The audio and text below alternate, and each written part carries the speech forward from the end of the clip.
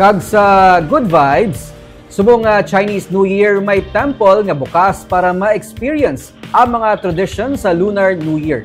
Isa na diri ang pagpangamuyo kag pag-wish para sa mas bugana nga 2025. May report sa Romeo Subaldo.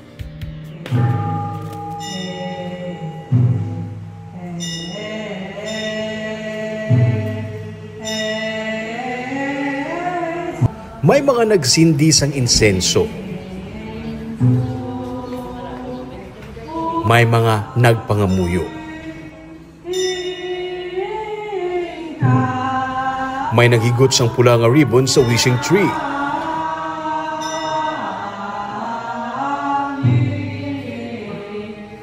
May naghaboy sang coin sa wishing well.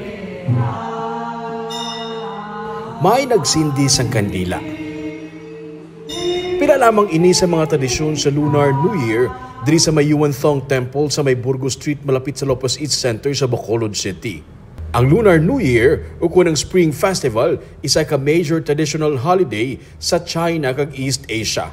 Panugod sang lunar calendar year kag nagalawig sang 15 dias tubtob mag-Lantern Festival. Sunod sa kay Rian Isgana, ang anay presidente sang Buddha's Light Young Adult. May mga ginabaligya nga mga souvenirs kag ginapatihan makadala sang swerte sa negosyo, sa career, bisan sa love life. Mga bagay nga ginapakabit para amagon ka sang blessings. So meron kami din incense, no? And then what we call the lucky ribbon if you want to have a wish. Okay, for example the wishing tree, no? And then the candle if you want to accumulate marriage but get auspicious blessing in the coming years. May mga different kinds of colors of candles kami nag-represent of what you want to wish or what you desire at this upcoming 2025.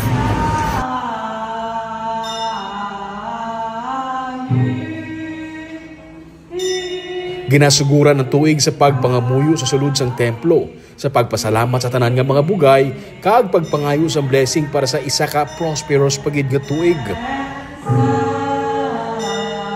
As part of to give blessing also to our devotees or mga visitors, to guide them on their upcoming year, to be more vigilant, to be more positive in their life, and to give them also blessings.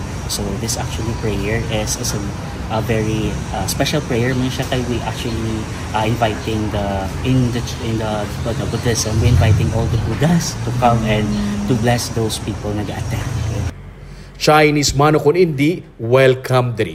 May mga nagapadulong diri para magpa-picture kag ginasaksihan ang sulod sang templo.